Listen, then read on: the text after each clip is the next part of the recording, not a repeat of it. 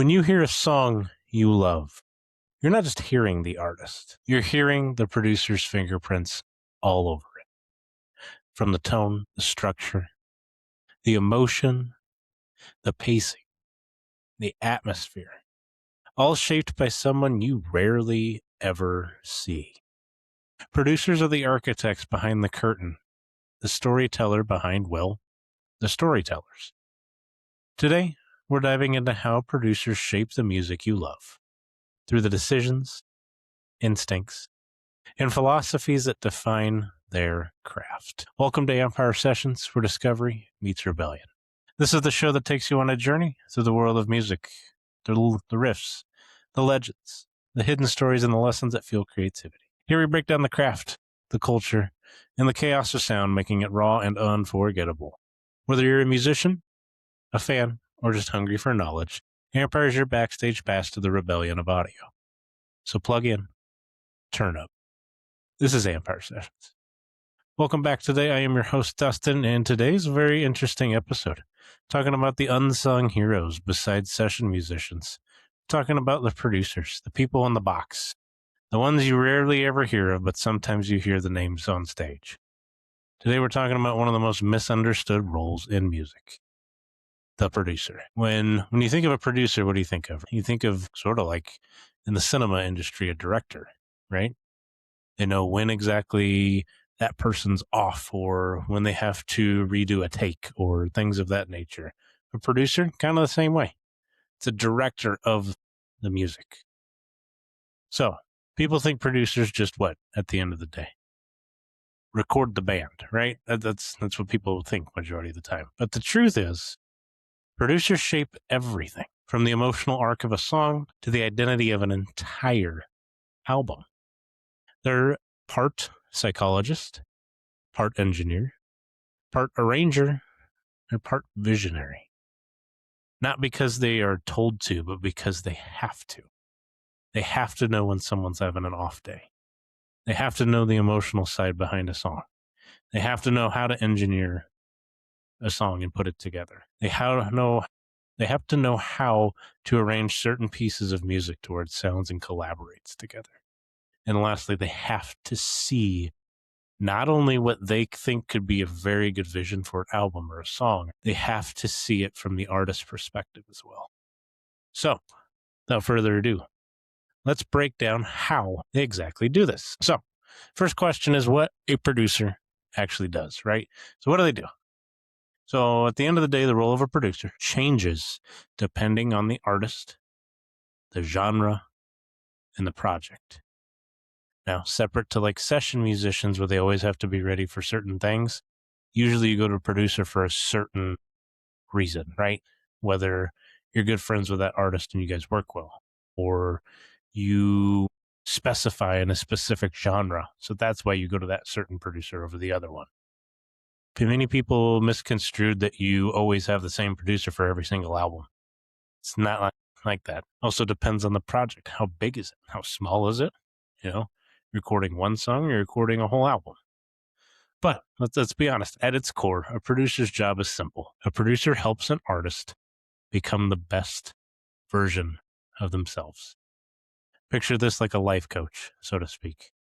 So that could mean anything from the such as shaping the arrangement. Okay, I would imagine that would be in a context of getting everyone together to record an album. How are we going to construct this? Coaching performances. I imagine that could be anywhere from like, hey, you really need to warm up your voice a little bit more, or things of that nature, coaching artists through what they need to do. Choosing the tones for songs, that is very key. Editing certain parts, also key. Rewriting sections, things that don't fit right. They have to be able to be like, that doesn't sound good. Let's do something else. Managing the emotional energy of the room. Very underrated and key part. It goes back to the psychology, because sometimes when artists do write these songs, they become way too invested in it, which is a good thing. You know, you want an artist that's emotionally invested in their work because it means something, right? It has some type of significance. Well, that producer has to learn how to manage that intensity that is brought, or whatever emotion is brought. They have to know when to make the tough calls that no one else wants to make. Okay. Literally, I would also consider a producer being a manager, even though that's a different topic for a different day, as a band's manager. But when you're building an album, the producer is kind of the supervisor, the manager in charge. But the producer is the bridge between vision and actually executing. They take the raw ideas, turn them into something cohesive, emotional, and impactful. So let's look at the invisible truth. If a song feels tight, emotional, powerful, or cinematic, majority of the time, guys, a producer made that happen. It wasn't just the band on a whim. A producer had to make that happen. So let's go into the producer's fingerprint. We kind of touched on that in the intro a little bit, but your favorite songs, guarantee a producer has always had some type of touch onto it. It wasn't just the artist's idea. Every producer has a signature, even if they don't intend to. So I'm going to kind of go through and explain a little bit of what could happen with different producers. So some producers are minimalist. They strip everything down to its emotional core. So they literally dive deep into something, break it down, and literally try to understand every piece and execution. So they focus for feel, space, and authenticity. Some producers are maximalists, so they like to layer, polish, and sculpt until the sound is massive and cinematic, has a big feel to it. Some producers are experimental, which means they chase weird ideas, unconventional tones, and unexpected textures. Some producers are performance-driven. They push their artists to deliver takes that feel alive, raw, human. They want that personal aspect. Some producers are technical architects. They obsess over tone, timing, detail. Even without hearing examples, you can imagine how different these approaches would feel, right? A producer's fingerprint isn't just sonic, it's emotional. I think you could compare this to a past episode I've done where, an artist has to try to figure out what their sound is. I really think, too, that a producer has the same structure in a sense. By going through this and explaining this, it's kind of similar. You have to figure out what type of producer you are. Are you a minimalist, maximalist, so on and so forth, as I explained on the list? And then what type of obsession you're going to have to be able to help these artists out. It's sort of the same way. It's the beauty of music, guys. It's a team thing, but everyone brings a little piece to everything. Wouldn't an artist feel stale if they constantly use the same producer day in and day out for the same song, album, things of that nature? Not saying it's a bad thing, but you do need to switch up how your stuff is being produced. You want that physical edge to where your fan base is always wondering what's next, right? So it would be really awkward for some artists to go to the same producer constantly, I feel. There's some out there that are very versatile and are really good at what they do. So maybe that does happen. But for me, just kind of explaining this, it makes me feel like artists have different tones for different albums, which means they would have different producers for different albums. It just makes sense to me. Move on to the art of performance coaching. Okay. So one of the most powerful things a producer does is help artists deliver their very best performances. Producers know how to read people. They can really tell when a singer's holding back. They can sense when a guitarist is overthinking. They know when a drummer needs to have one more take or even just take a break. They use psychology as much as they use technique. So they use encouragement, pressure, humor, silence, redirection, and visualization to be able to unlock the very best out of their talent that they are with. I think that is absolutely amazing. It kind of goes back to being more of a life coach. Yeah, in that sense, you have that sensibility with you that, no matter what's going to happen, Your producer's there to either encourage, pressure, humor, whatever you need to get the very best and develop the best out of you. I think that is absolutely amazing, which also goes into a key of, having different producers for different albums, different sounds, on and on. But yeah, because emotion is what makes a performance absolutely unforgettable. Let's look at the truth. A producer doesn't just record performances, they shape them. Let's look at the arrangement and the hidden architecture behind it. Arrangement is one of the most overlooked parts of music production, but it is also one of the most important. Producers shape when the chorus hits, how long a verse lasts, where the bridge goes, what instruments enter and exit, and at what times, how the tension of the song builds, and how the release lands. So you're probably asking, it's like, well, why does arrangement matter? Because at the end of the day, it's the emotional pacing of the song. It's how a good storyteller gets out everything that they're trying to say and being able for you to absolutely understand every bit of it. Can kind of consider this with a book too. It'd be kind of weird to put a climax when you're already just in chapter 1, right? Cool, it would grab your attention, but then you're like, cool, I'm done. I don't need to read anymore. I knew what happened right now. It wouldn't make sense. So you have to have that good pacing in a song to have it come to life. It determines how the listener feels moment to moment, and a great arrangement can turn a good song into a great one without changing a single lyric. It's amazing how that works, right? We'll move on to the sonic palette: tone, texture, and space. So producers at the end of the day, they're kind of like painters, right? But their colors are in sound, okay? So instead of gray, they choose guitar tones.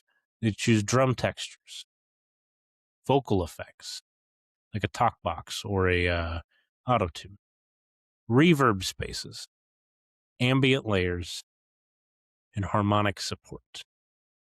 Also rhythmic accents. You're probably asking, it's like, well, why does this matter for a producer? Okay. Everything in tone shapes emotion. Textures shape your atmosphere, and space shapes your depth. Okay.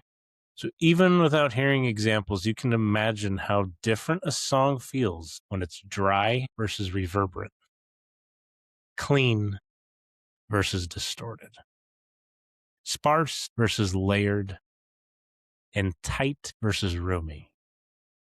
Producers sculpt the emotional landscape of a track.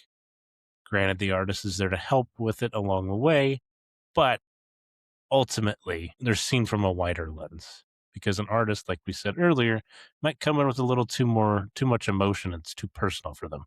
While a producer looks at it from a wider angle and is like, okay, this does make sense. Okay, so the producer as a storyteller. At the end of the day, guys, a producer's job is to tell a story, but through sound. Okay, just like it's the artist's job to bring in the material for everything to be assembled and categorized and produced in a way that is how the message is supposed to sound. So, what are the real questions that a producer does ask? So, if I were a producer, what I would state is, what is the song really about? Okay, what emotion should my listener feel? What moment should hit the absolute hardest? And what should be the most intimate versus what should be the most explosive? So a lot of questions that I imagine a producer would ask before they even get into the meat and potatoes of the song. I imagine every producer has a way and a mental checklist. I'm like, okay, through every song, this is what I need to go through. It's just it's a cool dynamic at the end of the day when you look into it. But producers shape narrative through dynamics, structure, tone, performance, space, and silence. A great producer doesn't just make a song sound good, they make it mean something. That artist can bring all the emotion in, But at the end of the day, the producer has to make that listener, whoever's on the other side of that, the consumer, so to speak, want something more. That is what is absolutely phenomenal about a producer's job. Okay? Let's be honest. Producers are the unseen architects of the music that we love. And I will say often, they don't even get the credit, guys. I wish these artists at these music awards would actually go up on stage. And even if it takes 5 seconds, hey, shout out to my producer, especially if you just want album of the year or something. You know how much work that producer amongst yourselves as an artist or band or whatever you are, singer, songwriter, doesn't matter. At the end of the day, it takes 5 seconds to say, hey, shout out to my producer. We both worked on this endlessly and it was very hard. I appreciate all the work he or she did. Like, that just took me, 4 or 5 seconds to say? I really don't understand why these artists cannot give a little bit of gratitude towards their producers a little bit more. Because at the end of the day, if it wasn't for them too, you probably wouldn't sound the same. Let's be honest. They shape performances. They sculpt sound. They guide emotion. And they bring artistic visions to life. They're part engineer, part psychologist, and part storyteller.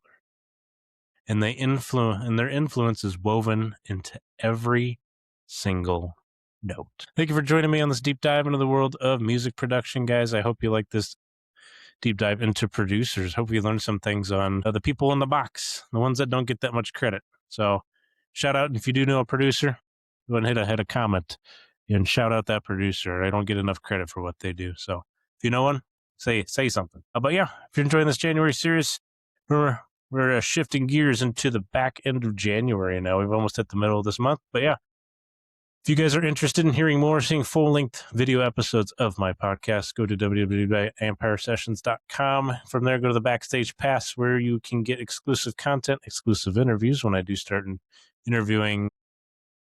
It could be a producer. Who knows at some point. But yeah, hit that Backstage Pass and see if that does interest you. You also get promo codes and etc. with a lot more coming, with possibly live event links from me. So yeah, AmpireSessions.com. Go ahead and give that a look for me. I appreciate everything you guys do. But yeah, you've been listening to Empire Sessions, where discovery meets rebellion. The journey doesn't stop here, guys. Keep exploring, keep creating, and keep the fire alive. Until next time, stay loud, stay bold, and never fade into the noise. This was Empire Sessions.